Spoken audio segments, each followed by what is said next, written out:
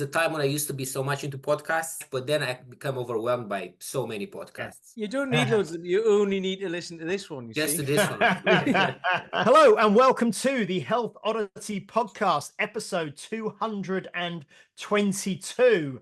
And if you are listening on the day of release globally, like I know many of you do, it's the 22nd of November. So Pete and I are going to be recording the Christmas special soon. So Pete, hopefully you'll get a new jumper this year and not just wear your girlfriend's again. Well, I'm probably a bit bigger actually, so I'll have another go. It'll be even tighter this year then. Yeah, absolutely. Well, that's how to gauge it. I'll wear it once a year and see if what I've been doing has been worth it. But then you'll stretch it for Sean, won't you? You know. It's all right. She can cope with that. Okay. Right. So anyway, well, I've just mentioned Pete. We've just had a little bit of patter there. But how are you doing, Peter Lant in Bath? Are you okay? Top banter you'll find is what it's called. Top but banter. There you go. Yeah, I'm all right. Yeah. Got a nice long Excellent. walk in yesterday. It was lush and sunny. We've just been like Daniel's just been saying, our esteemed guest who we don't know who it is yet, has just been saying about the weather and just enjoying it and all that. And I went out for 5.5 hours with the boy yesterday, did a 15-mile walk because we won't be doing that like for much over the winter. So yeah, it was amazing. It was really good. Yeah. I mean, as we're recording, clocks change at the weekend, don't they? And all the rest of it. So yeah, everything's gonna change a bit. But yeah, before we start, I will just quickly say, and this will lead into this conversation actually. Anyway, I'll tell you what, we'll say hello to our guest first of all before I do this bit. So we are joined today. I'll give a little brief intro, and then once we get going, he will kind of introduce himself and we'll learn a lot more about him. But we are joined by Daniel Vintila, and I can say that on episode 221, he is our very first Romanian guest. So he's just, excellent. By way of Italy. So Romanian by way of Italy, we'll say. And go on, Pete, go on. And he also invented the Romanian deadlift as well, didn't he? That's me up. There you go. You heard it here first. So, Daniel is a coach. He's a Strongfirst Elite Instructor, which I know we've spoke about this before. That means he holds all 4 Strongfirst certifications, the kettlebell level 1 and level 2, the bodyweight and the barbell certification. And he is most recently now a competitive powerlifter and strongman, and both at the same time as well, which is great. So we're going to kind of talk to Daniel in a minute, but which is going to lead us into that. It was very sad, obviously. I think I put a post out yesterday and I've had lots of comments on it from people all over the world, really. I hadn't really realized how much this man would have been, maybe recognized in America, in Canada. But Jeff Capes passed away yesterday as we're recording this. And he was a 2 times world's strongest man, 3 times Europe's strongest man, 2 times Commonwealth gold medalist in the shot put. And we actually spoke to Sue Collins a few weeks back, and she was at the Commonwealth Games in 1974 and 78. And they were the 2 Commonwealth Games that Jeff Capes won the gold at in shot put. And we did mention him on the podcast, actually, that he was sat on the plane eating all the food on the way home. in first class with his feet up. In first class, yeah. He was 3 different Olympic Games doing the shot put. He was a 6 times Highland Games world champion.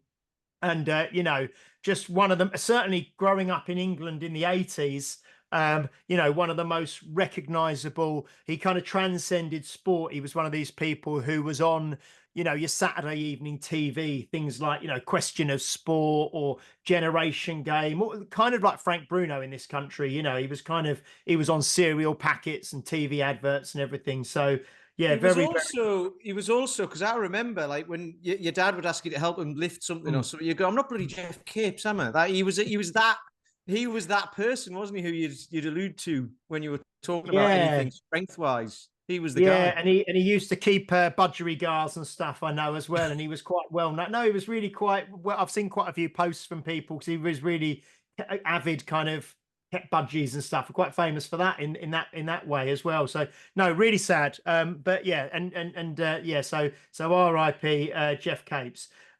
which kind of leads us into, not yet, but we'll get on to some strongman stuff in a bit. But Daniel, I mean, first of all, welcome and thank you so much for coming onto the podcast today. You are based up in Cumbria is it called Barrow something Furness? Yeah, Barrow Furness, yeah. Barrow Furness in Cumbria. Like I said, Romanian via way of Italy. Do you want to tell us a little bit about yourself to begin with in terms of life growing up, exercise, sport, you know, kind of all that kind of stuff, and we can kind of talk as we go and ask questions if that's okay. Yeah, sure, definitely. As you mentioned, yeah, I was born in Romania, and pretty much I've been playing football like every other kid. You know, kids play a lot of football as a mean of socializing and just, you know, learning how to I don't know how to say it, you know, just be part of a community, you know, of people. As a kid, it's good to be part of something. That's how I see it, you know. It's just good to grow by knowing the values, you know, of team play and just learning how to work with other kids, you know. And I did that for a couple of years since I was 6 up until actually later on in Italy, which I stopped because I got ill, but I'll get to that as well. But then at 14, my parents moved to Italy for work. And then they just decided to stay there, just, you know, for a better life, as a lot of people do. It's very common from Romanians actually to go from Romania to Italy, Spain, and England, and now even more countries, you know. So yeah, basically, I become the person that I am mainly in Italy because I was too young in Romania, you know, and I didn't do many sports, if I'm honest, after that. I was not a very athletic person, actually, probably the opposite of it. Very, you know, like small shoulders, very like nothing would say athletic about me. So I didn't like school. I disliked anything about school, if I'm honest, in Italy, but school in general, not just Italy. And I started working on casinos on cruise ships when I was 19. So that's kind of what I started training a little bit, because you don't have much to do, you know, except for working, visiting places. And you have gyms. You have 2 gyms. You have one for the crew, one for the guests. So, you know, you just hang out with some friends, you go to the gym, and that's how everything started, just training on a cruise ship, basically. Because presumably, like when you're working in the casino on the cruise ship, I mean, I don't know. I know like in somewhere like Las Vegas, the casinos are going 24 hours a day, but in the cruise ship, is it more of a kind of thing that people did in the evening? So you had time in the day to fill, as it were? Yeah, so basically when you visit a port, you can't be open in the port because they have regulations, so only at sea. So if you'd be in a port, you have the whole day off up until the evening when you sail again. And then we would just go to the gym, go visit outside, you know.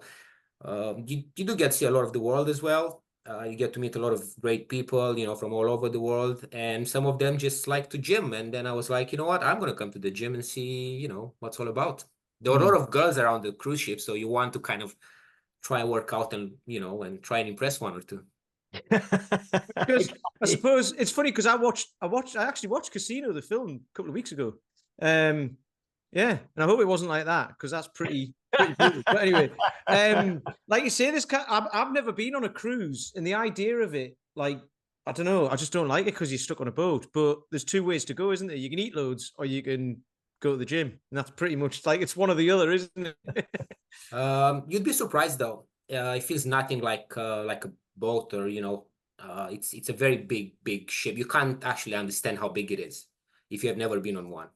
And I was lucky enough to make it on the biggest in the world, which they belong to Royal Caribbean, and it's around 7,000 passengers, 8,000 passengers, and 2,500 crew. So you have almost 10,000 people on board. Yeah, and it's like a shopping mall.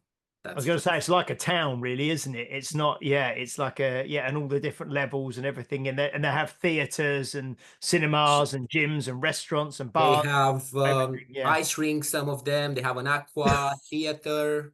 With like pool and divers and everything. They have like 20 restaurants. They have a lot. They have a lot more than some towns have. Yeah. you know, Wow. so So that's this was amazing. so what years then were you working? You said from 19, I think you started. And were Yes. you a croupier? Is that what you were at the Yes. So that's how I Yeah. started. Yeah. So I was 19, that would be what, 14 years ago. And I did that for around 9 years. Yeah. And in all this time, that's kind of when I was learning about, again, learning about going to the gym and about the physical strength culture a little bit. Starting pretty much, like a gym bro, like everybody does. I think most of the people start like a gym bro, especially in your 20s. Yeah. Just go there, chest and triceps every day, no legs, Yeah. stuff like that, regular stuff. Okay, and then what age were you when? I mean, how many years did you spend? Because I'm working out. I'm just did the maths quickly. Are you 33 at the moment? So I'll be 33 in January, yeah. 33 in January. Okay, so 32, 33 in January. So you started on the ships at 19. How many years did you do on the ships working like that? So I worked for the Italian company for 3 years. Then I worked a year in Malta. That's where I got even more serious about training. And then I did around 5, 6 years for Royal Caribbean. So yeah, pretty much around 10 years of casino life. Yeah. With 1 year working in Malta. And then in Malta, when I moved there, because I lived on my own, again, I was working in a casino. That's what I actually got into training. So it became a bit of an obsession. Like I was a big fan of bodybuilding.com, and I would take all my information from there. I would train in a hotel gym with another colleague of mine, and we were just crazy about buying, all the supplements. I was buying a Ronnie Coleman protein. It was strawberry. It tasted horrible, but that's just what it was. You couldn't find anything that I really liked, and we just trained in a hotel gym, yeah, for the longest time. And the results were quite good. We're both happy. But then I decided to go on the ships again, and I just need a change of career. I haven't been much of a person that would like to stay in one place for too long. And after that, that's when I actually started getting into sport even more. So being on Royal Caribbean, you would work 7 months on the ship, and then 2, 3 months at home. So I started running Spartan races as a mean of doing holidays all over Europe, basically. So we spoke about Spartan racing probably a little while ago now, when we had Claire Rafferty on, which was episode 215. So about 6 weeks ago, and she was heavily involved in High Rocks as a global High Rocks master trainer. And I think when we spoke there, I'd done some research, and I think Spartan races started about 20 years ago, something like that. Obviously, they started, I can't remember the guy's name in America, the one who started them, but yeah, so about 20 years ago. So you were doing Spartan races, but all over Europe, basically. Yeah, so I would come home, I would save some money on the ship, and then I would just try to, on the ship, I'll be training for a Spartan race without actually running on a trail. I was just running the treadmills and doing some kettlebell work and doing a lot of keep my heart rate up, basically, And one day I decided, okay, I'm going to sign up and go to Poland. I never been to Poland, had no idea where Poland is. Although I did travel a lot, but mainly around the seas, And I signed up as my first Spartan race at a Beast. I'm not sure if you know the distances. The Beast is one of the longest. Can you just just for people, because again, it's this old assumed knowledge thing. I'm sure there's lots of people listening who don't know what a Spartan race is. Can you just give us a quick kind of a minute kind of rundown on what is a Spartan race, and then what is you just mentioned it's a Spartan Beast, which is a particular distance of Spartan race, I presume. But yeah, can you just give us a little rundown on that, just for the listeners? So, as a type of sport, it's an obstacle course racing. Initially started by being run in nature. You'd go mountains, mainly, riding on ski slopes, like up rather than down. And then every 1 to 2 kilometers, you have obstacles. And then you have Atlas stones, monkey bars, water, all sorts of obstacles, and it's various distances. You can have a sprint, which is on the average of 5K. You can have a super, which on the average is 11 to 12K, sometimes 15. And a beast, which goes from 19 up to 27K. I've even had a 27K. So basically, you have to run all those distances Usually, as I said before, it used to be in the mountains. That's why they would always choose a mountain location, but now they do them all over stadiums, by the sea, Dubai, whatever, all over the world. Mm. So Yeah, yeah, because you I've can got a sign member up at to the whichever you gym. want. Sorry. Yeah, and I was just saying, because I've got a member at the gym who signed up for one like next May, and we've been looking recently at what you need to do. And yeah, one of the things is, pick up an Atlas stone and take it somewhere. There's a thing where you have to throw a spear through a target, or jumping over fire and monkey bars and all that kind of stuff, isn't it? So it really kind of tests you in lots of ways. So, and you said the first one you signed up for a beast, which was this kind of Yes. 19 to 27K. So that was actually around 27K, my first ever. I was not even a runner or anything like that. But in my head, thinking, 5K is a bit short. I can finish it like that. Super, whatever. Let me do a beast all the way in Poland, up on the tallest mountain they have. Let's just do it. So that was awful. It was terrible. I regret that decision. I think about it. It took me forever. It took me, I think, around probably 6 hours, 6 hours and a half. I've never had such cramps in my life. I never wanted just to like sit down and not move for a couple of days during the race because it was so painful. But I finished it. I got my medal because you always get a medal, which the medals are really cool, like really, really, really cool, and a finisher t-shirt. So when I went home, funny story, right? I go home in Italy, and my mom, when she saw me, how crippled I was on the airport because the cramps really crippled me for a couple of days, she got so mad at me, like really mad, like, oh, you're going in these places just to kill yourself, whatever, blah, blah, blah. And she was so, so, so mad. We haven't spoken for a couple of days or weeks. Actually, we had like, quite a big fight because you don't understand, And then I said, listen, I'm going to sign up to another one. I think I just did that maybe to prove a point that they are fun, actually, which I don't know why I thought they were fun when I hated every minute of it. But I said, okay, I'm going to Austria. And this time, because running a beast was not enough, I'm going to do a trifecta. So trifecta means you do all 3 distances in one weekend. Again, I was not a runner. I was not anything crazy about distances, but I just loved it somehow. And I said, okay, let's go to Austria by car.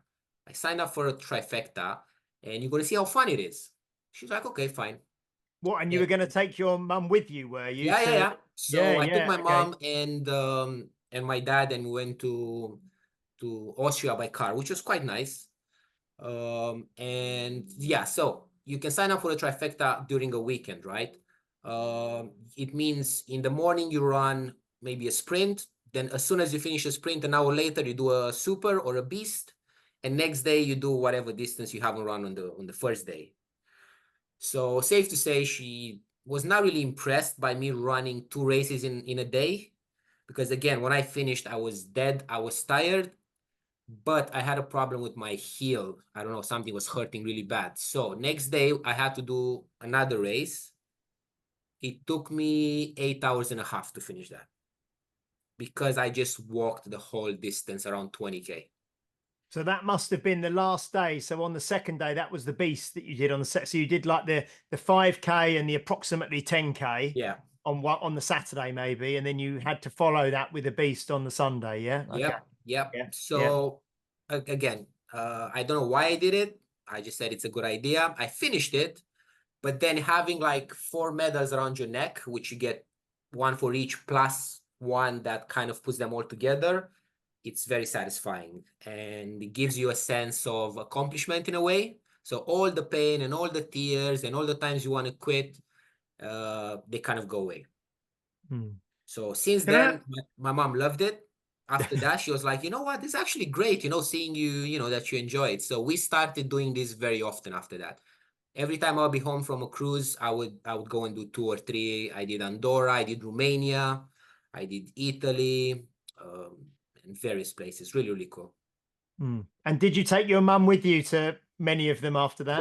Most of them, yes. And you know what? Funny thing is, every time I would have a long break in between, she would be like, "So when are we going again to do one?" And I was like, "Oh, now you want to go? Let's go. I really enjoy it. I like it." She loves it's a bit of a festival vibe, There's music, there's drinks, there's people, you know, running. The finish line has a lot of obstacles, so you actually get to see a lot of people failing and succeeding at the same time. And it's a lot of fun, you know, and I really love that period. The only problem was they did get quite expensive. They are expensive to run. So slowly, I just give up because, you know, you spend around 300-400 quid just to go for a weekend, you know, so it adds up. But it was nice. It was really nice. But again, I was never a runner. I just enjoyed. I think what I enjoyed was getting a medal, if I'm honest, because I knew I could never win a first place in anything, but a last place in a Spartan race would still give me a medal. So, you know, I think that's satisfying for a lot of people. It's good enough. Yeah, definitely. Like I said, I think we had this in the High Rocks conversation, was just you're doing it as a challenge for yourself. You're not really, you know, worried, you know, only one person can win and there's thousands of people doing it. So, you know, it's more about the personal achievement. Mark Lewis talks about that a lot as well, doesn't he? He's like, he just wants to be better than average. And I mean, like, better than average, just doing a Spartan race makes you better than average. You don't even have to be, you can come last in a Spartan race and you're still better than average on like, not with the people in the race, but with everyone else. So, so did you do more than one trifecta? Or just I one? did, after the first trifecta that I did, every weekend that I did was a trifecta. So I think I did around 4 or 5. Because here's what I was going to say is, here's where you went wrong in that first one, right? No, but because in my head, I'd do the 5K as a warm-up and then do the beast and then do the middle one the next day. But I mean, I don't know anything about it, right? So did you change it up as you went through? No, you just have to go, you go as they fix it, you know, it's like whenever they organize. So sometimes you do, for example, sometimes you do a super, then you do a sprint, then you do a beast. Sometimes you do a beast, then a sprint, then a super next day. It depends on the organizers. Like in Andorra, which was another one very painful with plenty of cramps, you had a beast and then a sprint and next day a super. So yeah, it's not pleasant waking up the next day when you can't even get out of bed and having to run another 15K up a ski slope, which you're looking at it and you're like, oh my God. No, and you have to pay for this. And you also have to pay for it, right? How stupid is that? Oh dear. Right. So it's okay. So the Spartan races, then it sounds like, if I, again, doing my maths, if you started approximately on the cruise ships at 19 and you were there for 9 or 10 years. Oh, but then you were doing these when you were coming off of the cruise ships, weren't you? So like you said, you work sort of 6-7 months, then you have 2 or 3 months off. So you were doing this while you were on the cruise ship. So what happened after Spartan races? You said that obviously, you know, you've been doing them for quite a long time. You've done a lot of them. They got expensive. So when you kind of decided to rein back the sort of Spartan racing, did you replace it with anything? Did something else come in at that point where you thought, right, now I'm going to switch my attention to this, you know, something different? What was that? So, all right, somehow thinking about it now, I only choose stuff that I really sucked at, right? Like running, I chose running. And then I said, what's the next best thing to do? Calisthenics. It was coming up as a new trend, whatever. And on the ship, you know, I had plenty of room to do that.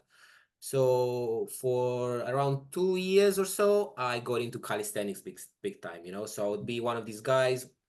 Was that a barbell? No, thank you very much. Here I am. I need a monkey bar and I need a floor so I can do, you know, my push-ups and whatever. So I got into doing calisthenics for a while, which again was quite satisfying. But somehow I just lost it. It was not my passion. I think it was something again that I thought was hard and I thought was nice to achieve certain things, but that just was not my thing, you know. So I did calisthenics for 2 years or so again on the ship, and then I got into a bit of more bodybuilding because my body already was developing a bit, and I was like, you know what, maybe I can actually put on a bit of muscle. So me and a friend of mine on the cruise ship, believe it or not, being in America, like the supplement stores, like they are massive, full of stuff. So we'd go to Miami or wherever, and we go to what's called GNC. I'm not sure if you guys are familiar. They have like this massive receipts when you buy something, it's like huge. And we'd buy like $200-300 worth of stuff pretty much once a month. And so when you were doing the calisthenics, were you a lot lighter and more slim and more lean and more kind of streamlined when you were doing that? If you were doing lots of things like pull-ups and press-ups and dips and all this, did you kind of, your body weight was quite tight, I'd imagine? yeah, looking back, it's a massive difference. Like now I'm 90 kilos. There I used to be 66, 67. That's kind of my average that I've been most of my life, just below 70 kilos. And now I'm like 90. So obviously a massive difference. I never really thought about it much. You know, I'm lean or I'm like heavy or I'm whatever. It was more about, can I do this? Can I do that? You know, usually when you move to a certain sport or activity, whatever, you just think, okay, can I do what this sport requires or not? And then you find out if you're actually, you know, built for it or not. So, but with the calisthenics, you obviously, we'll talk, and this is kind of going out of sync, I suppose, out of what's the ladder? Chronological order. Chronological order. But you did the SFB, the body weight certification with Strongfirst, which obviously is kind of like pull-ups, it's pistol squat, it's one arm, one leg press up and that sort of thing. So with your calisthenics background, when you would have been doing a lot of that kind of stuff, did you find the body weight certification fairly, you know, fairly comfortable, fairly easy to achieve? Definitely was not very challenging. I can't say it was very, very challenging because some elements I already was familiar with them, you know. So I was not going into uncharted territory. But learning from the people from Strongfirst how to actually perform those makes a huge difference, right? So you can be somebody who can do certain things or be close to achieving them, but then you know how the weekend goes, right? They teach you everything and they want to see you succeeding at them. So that definitely made a massive difference the way they explained it and to be able to perform it even better than what I thought I can do, you know? But yeah, definitely helps when you come to a certification, regardless of what you do, having a bit of a play with that, you know, matter like a barbell or body weight or kettlebell definitely helps a lot. Yeah, excellent. So calisthenics, you were working on that and you were doing that, and like you said, spending a small fortune in GNC and getting all your supplements. and then what kind of happened after that? So yeah, as I said, we're starting to do more bodybuilding. I had a friend that he was just too tall to do anything that was calisthenics related. Because, you know, usually, again, you are either built for something or you can't really force your way into it, you know? So we said, okay, let's just do weights then. So we started doing weights for a while. And we did try to build, you know, some squats and some bench and whatever, but we just kind of decided just let's be bodybuilders and see what we can achieve just by training like bodybuilders, you know? And we did that for another probably year and a half or two. Again, on the cruise ship. So every time we'd be on the ship, we'd just be training as hard as we can. And just, you know, again, learn as much as we can about bodybuilding, you know, superset, tricep, drop set, all the terminology that the sport has.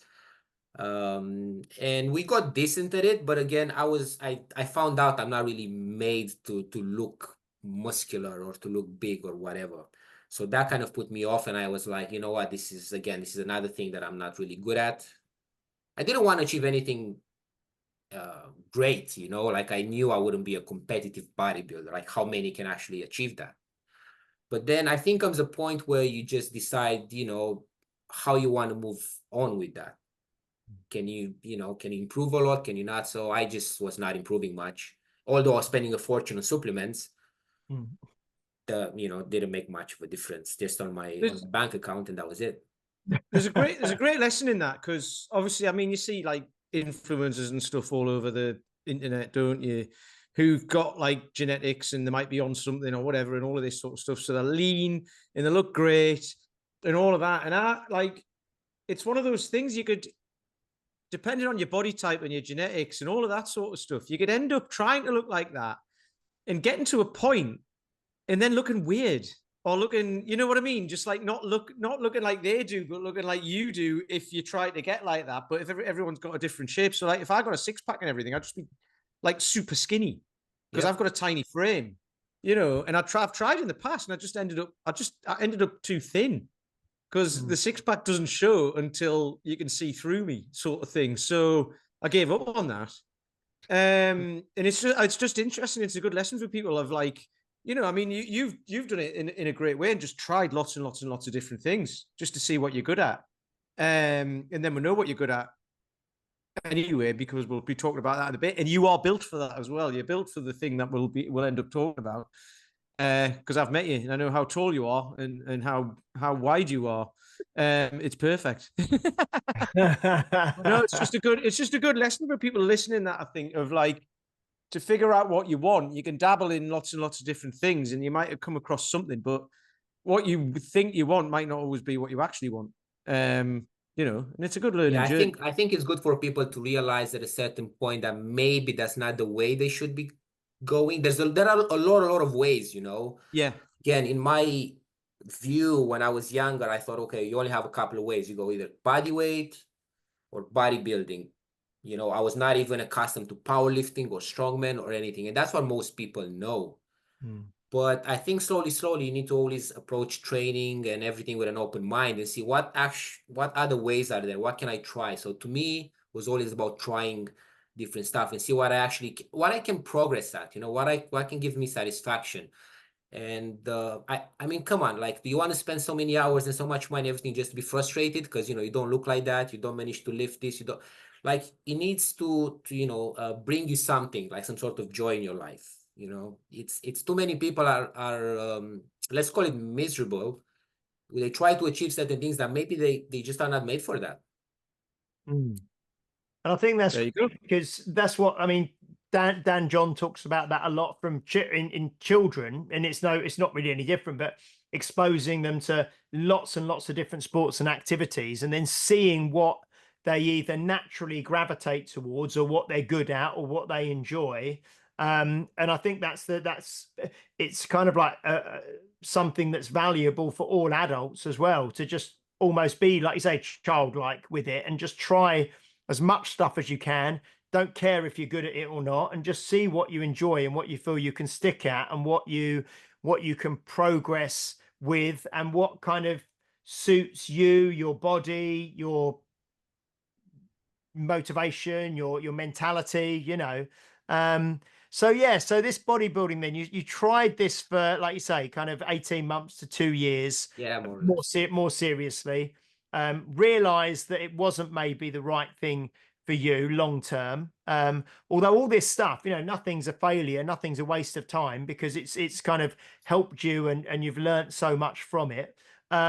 So where did you go to next? What was the next port of call? So I think we're already at the point where I decided to stop going on ships anymore, you know.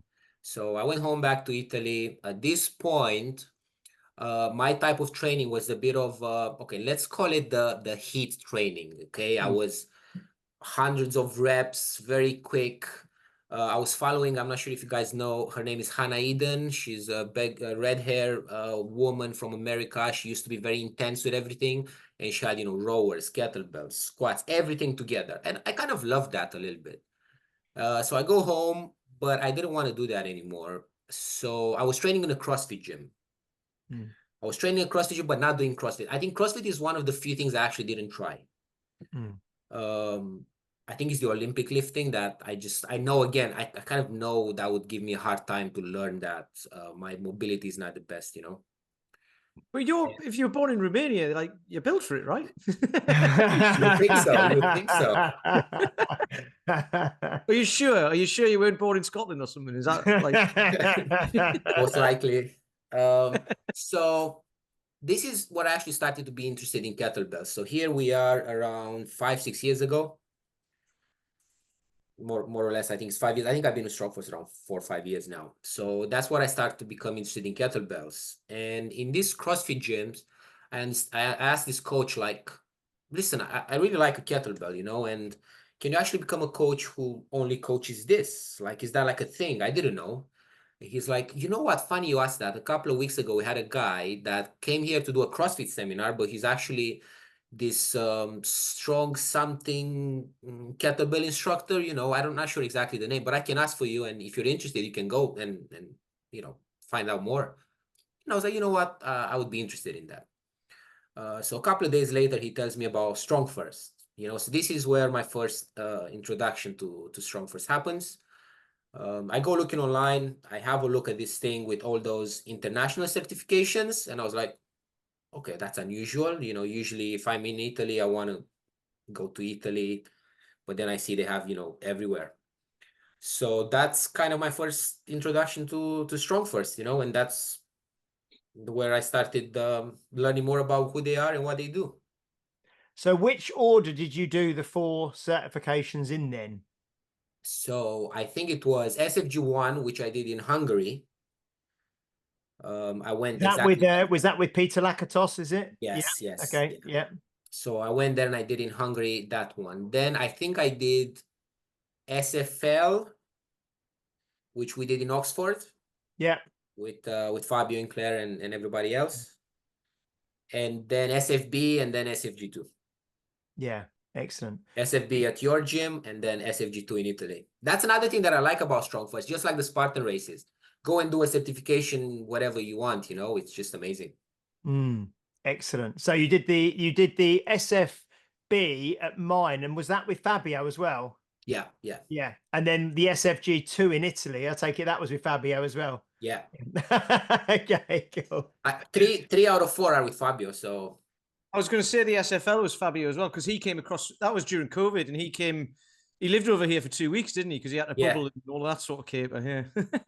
And who did you do the SFG1 with then? With Peter Lakatos. Sorry, Peter, yeah, that was in Hungary. Yeah, excellent. Okay, so obviously you deep dived into the Strongfirst methodology, the Strongfirst system, the 4 different certifications.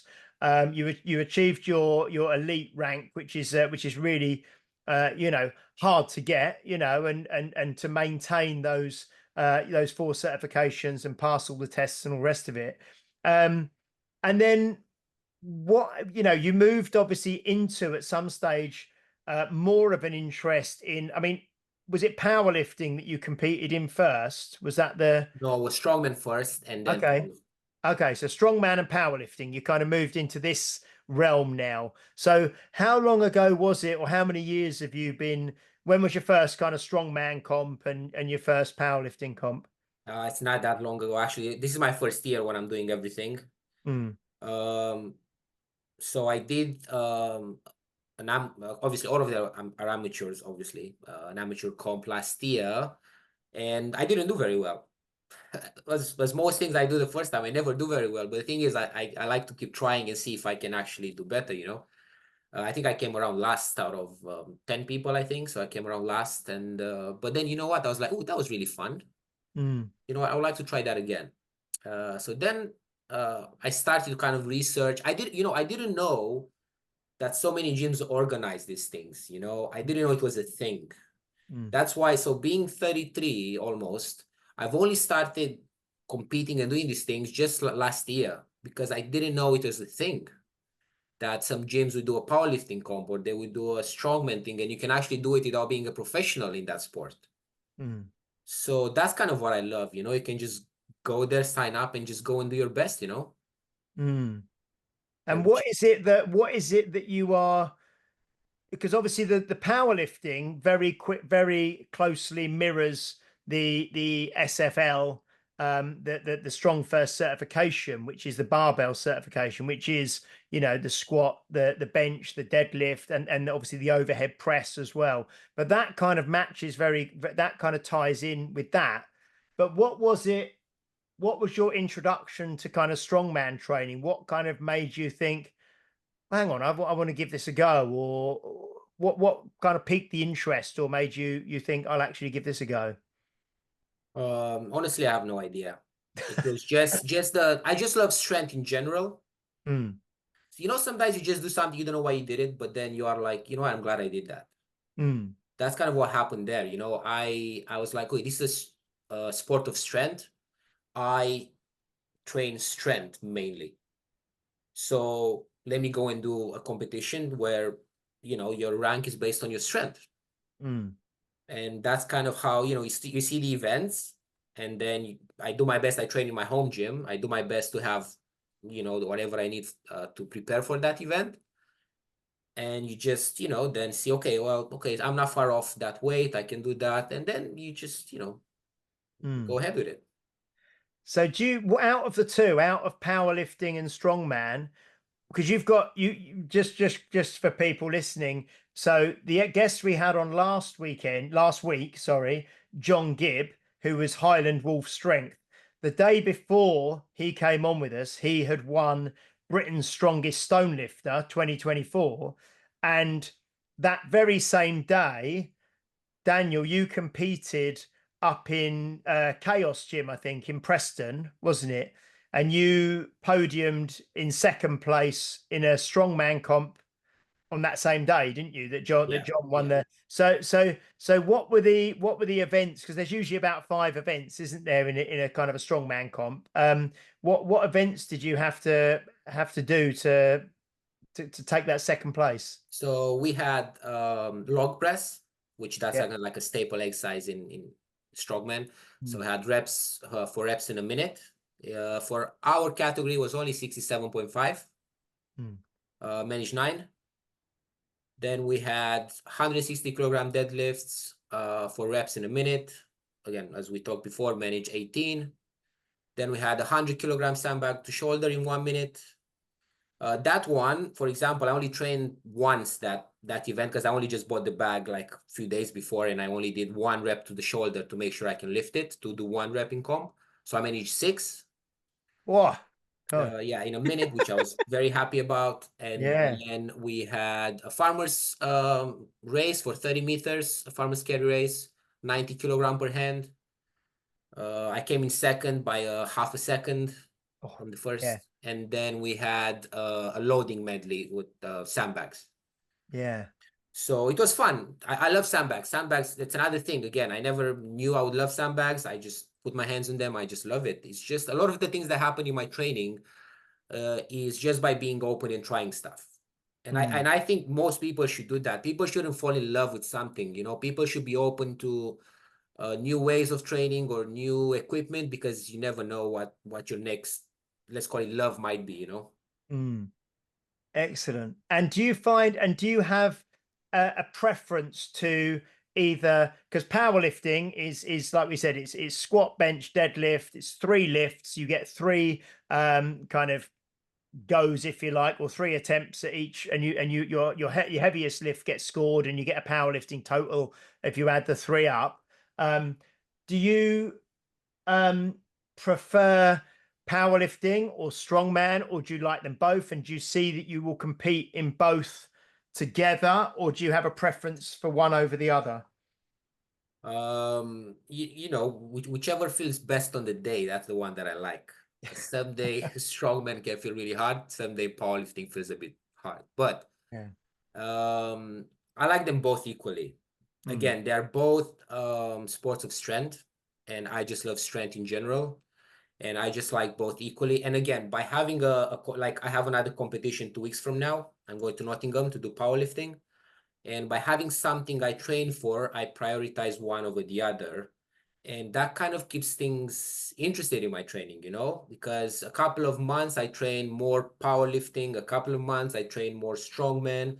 So again, that keeps my training very dynamic in a certain way. And that's why I like to do both. I'm not amazing at either, but I took 3rd on my first powerlifting competition, which I was like, okay, fine, that was great, you know. But I like both of them equally, you know. It's just, as I said, by having 2 things that I have a competition now and then another one 2 months from now, it keeps my training very dynamic, you know, and I can never get bored of it. And I think they both obviously complement each other. You know, like you say, you're trying to get stronger, and powerlifting, being better at powerlifting is only going to help you be better at strongman, isn't it? Because especially as there's usually a deadlift or a form of deadlift in a strongman competition anyway, isn't there? And that's always there in powerlifting. And there's many of the top strong men have come from a powerlifting background, haven't they? You know, so you think like even some going back as far as like, you know, Bill Kazmaier and Magnus for Magnusson, and, you know, all these guys started as powerlifters and then moved into strongman. So no, it's fantastic. It's really, really good. And it's like you say, it's well, let's touch on this actually, because I think you said something there which is really important, which we have mentioned with other people before, but the kind of the wisdom of and the benefit of competing and actually setting a target that's a certain date and a certain, even going back to the Spartan races, you know, you book in for something, you pay for it, you're committed to do it, so you work towards that kind of deadline. I mean, did you find that having, like you say, a comp every maybe 3 months or so, or like you said, sometimes even quite close together, but it helps focus the mind and focus the training and helps you with discipline and that sort of thing? I would definitely say so, because I've never had such a consistency of training since I started booking events. And I've never had to come up with so many solutions for my training and so many ways of training to try and meet a deadline. Let's say, let's say, for example, oh, my deadlift feels a bit heavy, you know, but I'm only 6 weeks away from a comp.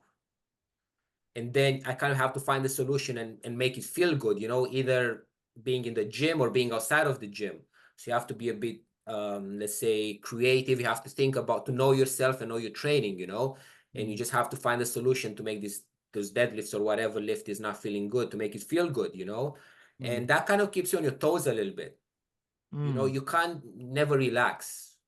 But again, I'm not talking about a professional level, obviously. You know, I still have a job, I still have a family, I don't make a living out of competing. But as far as it goes with my own training, having a competition date set definitely helps to make the biggest progress that I've ever made in my training. You know, knowing that, okay, I'm starting at point A, and at point B, I'm going to see the results of my training. And I think that's where most people should aim at, in my opinion. They should have some sort of deadline in their training to then start all over again after that. You know, you can't just, I mean, you can obviously, but training for years and years, but not really knowing what you train for. As we say, Strongfirst, you know, if you don't know where you're going, any road will lead you there, you know. Like knowing what you train for, it definitely brings better results than just training in general. At least that's how I see it. Since I knew what I'm doing, you know, obviously helps you with your exercise selection. So it makes training even easier. It's more complicated when you don't know what you want to do than when you know what to do, you know, because, okay, it's powerlifting, squat, bench, deadlift, 3 accessories for each, and that's it. So definitely helps a lot to have some sort of goal, with it being set a day for a test, even if you don't compete, or set a day, like you have a lot of strongman stuff in your gym, you know, having somebody do like a mock comp or whatever to see how much they've improved. Anything like that, I think will help everybody to just feel even more accomplished in their training. And also, you came to my gym a couple of times to do the tactical strength challenge, didn't you? So this was, I presume, this was before you did any kind of organized powerlifting meets, but that was, you know, a max deadlift, pull-ups, and then kettlebell snatches, which again helped you focus towards those 3 events, and that's what you knew you were going to do. And I think the last time you came and you did your deadlift, I think you're over 200 kilos. I was like, I think 207.5, if I remember correctly. It was a weird 207.5. Yeah, it was a weird 207.5. I know it was over 200. Yeah, I couldn't remember, about 205 or whatever. But yeah, so but you mentioned earlier that your natural body weight always used to be, you know, in the high 60s, 70 kilos, and now you're 90 kilos. And you're obviously much more dense and thick set and, you know, muscular framed now. Was that intentional through nutrition, eating, training hard to get bigger, to be stronger for strongman powerlifting, or was that kind of like a byproduct of training so hard and then eating as you felt you needed to? It's definitely the result. It was never intentional. Just like I tell some of the people that I coach, you know, come here, enjoy your training, enjoy being here, enjoy doing all these things, and then results will happen, you know, wanting to lose weight, wanting to whatever achievements they want, you know. You just have to be consistent with your training. So me getting much bigger than I usually was just a result of okay, it was just, in my opinion, was just a natural thing to happen. You know, I was getting stronger. I had to kind of get heavier a little bit or put on more muscle because I wouldn't say I'm not necessarily, you know, big like in fat or anything like that. But you do get bigger because you have to progress somehow. So, you know, that's just a result of it. And I'm loving it. I've never felt better than being now at my heaviest, to be honest. Yeah. It's funny because I got a message off Paul a while ago because I sent him a photograph, but I posted it online as well. And James has had this as well. And he just said, yeah, form always follows function. So you get into it, you know, because I just took a pic because I'd had a tattoo done on my back. So I took a picture and sent it to him because I did that. And I had a picture of my back that Sean took. And I didn't know it looked like, I was like, bloody hell, that looks great. so I sent it to Paul and I was like, have you seen this? Because I never see that. You know, I mean, I do train with my top off sometimes and all that sort of stuff, but like I don't look muscly or anything like that. I still look a bit flabby and a bit like an old bloke, but it kind of surprised me. So I sent it to him, and James had that once. You posted that thing when you were about to get in the hot tub, and you had like this rippling 6-pack. It was like, Jesus God, like, you know. But it's like, do you want that, or does it just happen because, you know, mine's just through consistency of lifting stuff above my head and doing pull-ups, and that's it. You know, so like you say, when you tell your clients, it's like I want this, and it's like, well, that's great, but just turn up. Just turn up every week and you'll get it. It'll just happen. And then when you see it, you'll start to want it, you know, how do I maintain that, or how do I take it further? And like you say, having a deadline is a great idea. Yeah, I just think too many people, they become too obsessed with what the results could be or what they would want out of it, but they lose track of being on that path that leads them maybe towards that. And also, you can always change your mind when you are on that path, you know, like I had a lot of people who come like, you know, I just want to lose some weight, I want to tone, or, you know, the usual people who come, who want these things. But then as soon as they start getting stronger, all that kind of goes away because they're like, you know what, I love being strong. And they see their body being like, you know, dense, harder, weighing the same or slightly more, but their clothes fitting better, you know? And all that, oh, I just want to be thin, kind of go, you're like, no, I want to be strong, I want to be fit. It feels good. It feels good to be strong, you know? So again, it's just, it has to be a result of what you do. Everything, in my opinion, you can't just force it, you know, to lose weight and be skinny, but without achieving something in terms of physical performance, you know. It's just amazing to be strong. It's funny actually, because over the summer, I think I might have mentioned this on a podcast a while back, but I caught a glimpse of myself walking along in my shorts with my t-shirt on in a shop window or something, and I didn't like. I was a bit flabby, you know. I was like, "Oh, I don't like that." So I lost like 4 kilos, I think.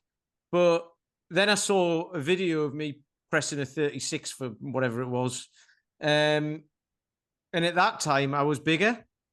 So I'd lost weight, but I'd also like everything felt heavier. I'd only lost 4 kilos, so I was like, right. So I started eating loads again. So I'm kind of at the thing now. I think I heard Mike Israel talking about it. Is I have a few weeks of eating a lot and then a few weeks of not eating as much, and it goes around my training. So at the minute, my volume's quite low, so I'm eating less. But as across the weeks, the volume will go up and up and up. So I'll just eat a bit more, a bit more, a bit more. So I'll put weight on. But then when it goes down again, I'll be lifting heavier but less volume, so I'll eat less again. But then it becomes like a critical point of, well, if you don't eat enough, the volume that you're doing isn't going to keep going. So but that's been like a learning process for me, you know, because there's all these different ways out there, isn't there? But like you said earlier, know yourself, and then you know and then you figure out what works, and then you run with that for as long One as thing is, people like even myself, they come in my garage and they want to be much stronger, you know, because they like when they see maybe me deadlifting out 200 kilos, whatever, which for people who listen is not even that much. Okay, there's people who lift way more, but I'm just a regular person who just enjoys training, and I just like to put myself out there, you know. And they would come, but again, they don't eat or don't do the things outside of the gym that will help them to have the performance in the gym. So that's another important thing to do, you know. You have to fuel yourself for the things you want to achieve from a training point of view, you know. Again, people think that by eating little and training hard, they would just start losing a lot of weight all of a sudden, you know, which we all know that's not true. So that comes the part of education that people should have and understand, okay, I want to lift heavy, I want to train heavy, I need to eat as somebody who wants to do those things, you know. And it's easier these days actually to have a lot of this information on the internet because there's so much information out there for anything you want. But at the same time, as you guys know, there's so much misinformation as well for everything that you're looking for, you know. And that's one of the problems we have with anything on the internet. There's a lot of good stuff, there's a lot of bad stuff, and people sometimes don't know which one it is. And that's why they look for people like yourself, or maybe some of the people that I train, they look at me and they expect me to know, to have the answers for what they need, you know. But I think it's important for people to what to take out of this is, yeah, you need to eat and fuel yourself for your performance that you want to have. That's definitely one of very important thing, you know. That's something that Alex, who you know, Daniel, at my gym, Alex has recently, I think probably fair to say in this last year, you know, she's really turned a massive corner and connected. She's eating to fuel her training, you know, and she's a strong woman now, you know, and she's fantastic. She's lost you know, quite a lot of weight, but she's maintained or increased her strength across everything, and she moves better and she feels better. Oh, she looks great though. Oh yes, and certainly for the sort of the traveling events, you know, the kind of the yokes and the farmers walks and the kind of the more, you know, when it's as many reps as you can do in a minute. I mean, a minute doesn't sound like a long time, but when you're like you just did last weekend, when you're deadlifting 160 kilos as many times as you can in a minute, you know, you get to like a point where they shout 15 seconds left and you think, oh my God, you know, can I carry on? You know, so working like that is really requires a lot of fitness. But no, it's great. I was going to ask as well, I just wanted to touch on this because the last person we had on the podcast as well, John Gibb, Highland Wolf Strength, he had this kind of shed of strength, didn't he, Pete? That was really fantastic that we got like it was amazing. He was so happy to show us as well, wasn't he? He was like, oh, look, I've got this. So we had a little tour of his shed, you know, of his, but you train exclusively at home, don't you, I think? And you've got, I mean, you've got everything that you need there, like you say, to train. How did that happen for you? Were you previously training in a public gym or a commercial corporate gym? And did you decide, well, actually, the way I want to train requires specialist equipment and I can do this at home? What was the decision to train at home, and what do you see the benefits are, and what are the negatives, if there are any negatives, to training at home? So, okay, being a Strongfirst instructor, right? The first thing, most Strongfirst people, they start with kettlebells, right? So when I first moved here, I moved here for my wife, by the way. Definitely coming from Italy, I didn't move here for the weather. I moved here because of my wife. I was going to ask you the question: how did you end up in Barrow? But now we know. So yeah, I met my wife on the cruise ship, you know. And funny enough, I met her on the cruise ship in the gym. Ooh. So the gym has a massive, you know, importance for my life, both for myself and the way I met my wife, you know. So. And your wife she's a singer, isn't she? Is that she's right? a singer, yeah. So she's a singer. She still goes on cruises to sing now and then. And she's going on another cruise actually 2 weeks from now. We go to Nottingham for my powerlifting competition, and then I'm dropping her at Manchester so she can go on a ship and sing. So we both get to have our own, let's say, pleasure. You know, I enjoy a comp and she enjoys the cruise, and here we are. Yeah. So going back, as I was saying, being a Strongfirst with kettlebells, I moved to England and I placed a big order of kettlebells to arrive at home. So I bought like everything in pairs up to 32, and then I bought 36, 40, 44, and 48, which I had them at home. So I trained for a while at home. And I was training in a commercial gym as well. That's kind of when I started touching the barbell a little bit more. Again, that's around 3-4 years ago. So again, a lot of my training, guys, just so you know, and people to know, I haven't trained for many years like this. I've only been like proper into strength like 4 years, 3 years with the barbell like properly. you know, it hasn't been that long. So you can achieve a lot of things in a short amount of time if you really, really want that. Okay. I think it's important for people to know that not everybody is going to be world class, but you can be better than average, as Peter said before, you know. I think it's also important to know that 4 years isn't a long time, because some people think like 6 months is a long time. It's like 4 years. Oh my is God, nothing. definitely Yeah. not. No, definitely not. In 3-4 years, you are still a beginner, you know. That's why when you do trainings for people, usually 3-4 years, you're still a beginner. 4 to 8, you are like intermediate. And then you start to be a bit more advanced, but not an expert, you know, like after 10 years. So it takes a lot of time. So I've been training at home and then in a commercial gym. And then we decided we wanted to buy a house because we're living in a terrace house. So we wanted a garage for the house so I can have my own training place and coach some other people. And the house viewing, actually, the first thing we'll look at any house we'd see was the garage. I was like, okay, I don't care about living. Show me the garage. See how the garage looks, how big, how nice it is, you know. So we found this house, which we love, and it had the perfect garage. You know, it was nice, insulate, like perfect. And my wife, I told her from the beginning that I want to have my own place to train, you know, and she said, okay, fine. Actually, one of the first thing I told her was that I'll be a Strongfirst Elite at a certain point, and then that I will have my own place to train. And that's since we've been together, she knew these things and she supported me into achieving them, you know. And that's another thing that's very important. Have somebody that actually believes in the things you want to do and supports you and allows you to travel, to spend the money on this stuff. And that makes a big difference as well. Regardless of the journey you are, you know, if you're trying to get stronger, lose weight, gain weight, whatever, it's important the person that's next to you as well, because they need to understand what you want to achieve, what you're going through, you know. And if you have somebody that they keep eating, I don't know, let's say you're trying to lose weight, but all they buy is Doritos and Pringles, and it's kind of setting you up before failure. You know, it's very hard to do that. So it's very, very important to have somebody that actually understands what you want to achieve there. Sorry, that was another parenthesis. And yeah, then the garage was perfect. So I had a bit of money saved and I just decided, you know what, let's just do it. Let's just invest some money. I think I was £2,000, my first investment, a squat rack, some barbells and some weights. And I had all my kettlebells already and that was it. And from there, pretty much every month I would just buy something else. And do you train people face to face in your home gym, in your garage? Do you do online training? Do you do a combination of both? Or no, I prefer the human element of things, to be there with people. You can see much better what they do. You can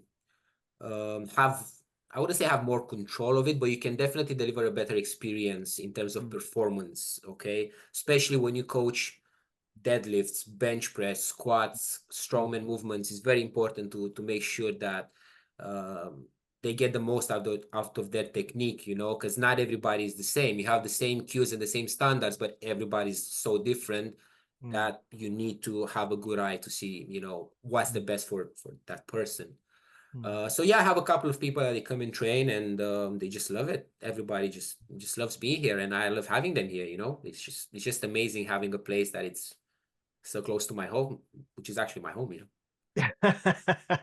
No, that's excellent. That's really, thank you so much for coming on, Daniel. It's been absolutely brilliant, you know. And thank you. It's been an honor to have me, you know. You have so many amazing guests that I just did not expect anything like this.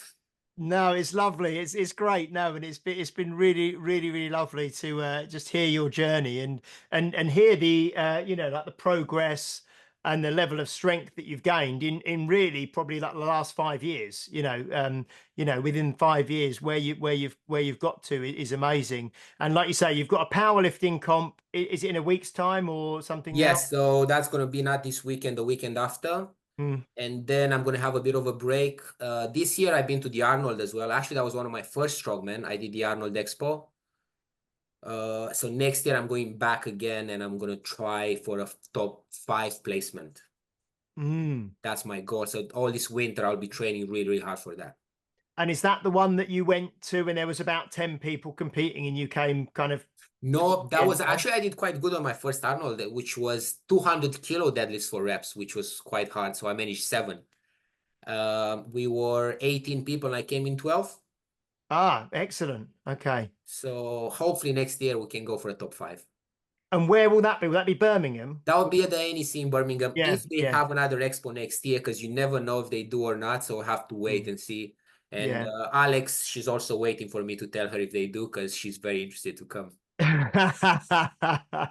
Excellent. No, it's been great to talk to you. It's been anything, Pete, as we wrap up. I think that's been lovely, isn't it? Really, just having a chat. It's just, yeah, it's been really good. It's yeah, I mean, that's like, you know, working on a cruise ship and getting into strength. I mean, you know, that's a story, isn't it? We haven't had that one yet.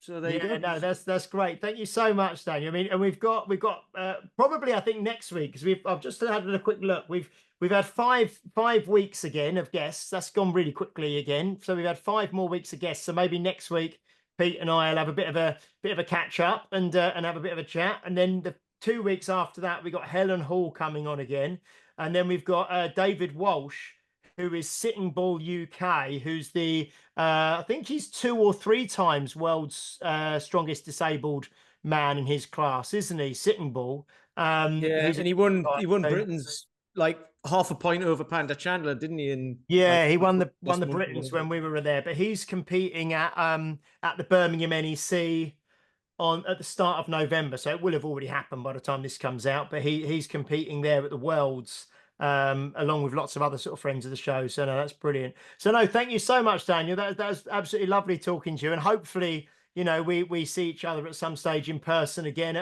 maybe at a kind of comp or something down the line, you know, or an expo or some kind of course or weekend or something would be brilliant. So thank you everybody for listening. Thank you. This is episode 221. Next week we'll be back with episode 222. Please do like, share, subscribe, leave a review if you're watching or listening on a platform that allows you to do so, especially if you're on Apple Podcasts. We're really trying to get reviews on Apple Podcasts, and then we'll read out your review online and send you out some free merch, either a t-shirt or a hoodie. So yeah, we will be back next week. Probably, I think, just Pete and myself, unless I line someone else up. But then we've got a couple of weeks after that with guests lined up already. Like I say, 22nd of November today. We are moving towards Christmas special territory. Okay. We will see you soon. Take care. Bye-bye.